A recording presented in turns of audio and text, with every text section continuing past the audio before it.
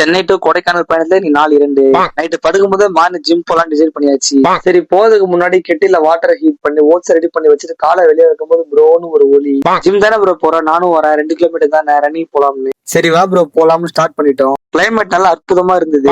Google தோழர் காட்டின பாதையெல்லாம் ரொம்ப கடினமா இருந்ததுனால ரன்னிங்ல இருந்து நடராஜ சர்வீஸ்க்கு ஷிஃப்ட் ஆயிட்டோம். வந்தவருக்கு வாக்கிங்கே ரொம்ப கடினமா இருந்ததுனால சுருண்டு உட்காந்துட்டாரு. அங்க நார்மல் வாக்கிங்கா இருந்தா பரவாயில்ல, எல்லாம் இன்க்ளைன் வாக்கு டிக்ளைன் வாக்கு வேற. ஒரு வழியா வர வேண்டிய இடத்துக்கு வந்தாச்சு.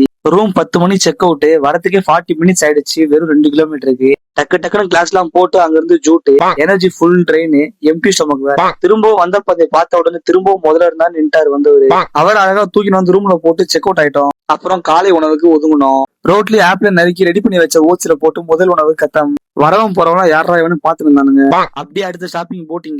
எல்லாரும் ஜாக்கெட் எடுத்து மாட்டின்னு மிதிச்சு போட்டிங்ல 200 கேலரி போர்ன் பண்ணியாச்சு. அங்க இருந்து அடுத்த ரூம் செக்இன் ஆயிட்டோம். இங்கதான் அடுத்த 2 நாள் ஸ்டே. சரியான வியூ பாயிண்ட் ரூம் எடுத்திருந்தோம். நேரத்தை வீணடிக்காம எல்லாருமே ரெடி ஆகி லஞ்சுக்கு அமர்ந்து விட்டோம். எல்லாருக்கும் பிரியாணி 65. ஆனா நமக்கு புதுசா ஒண்ணும் இல்ல, எப்பவும் போலதான். கிளம்பி குணா கேவ், ஃபைன் ஃபாரஸ்ட்ல இன்னும் கொஞ்சம் இடத்துக்கு போயிட்டு போட்டோஸ் வீடியோஸ் எடுத்துட்டு திரும்ப ரூமுக்கு வரவே 7 ஆயிடுச்சு.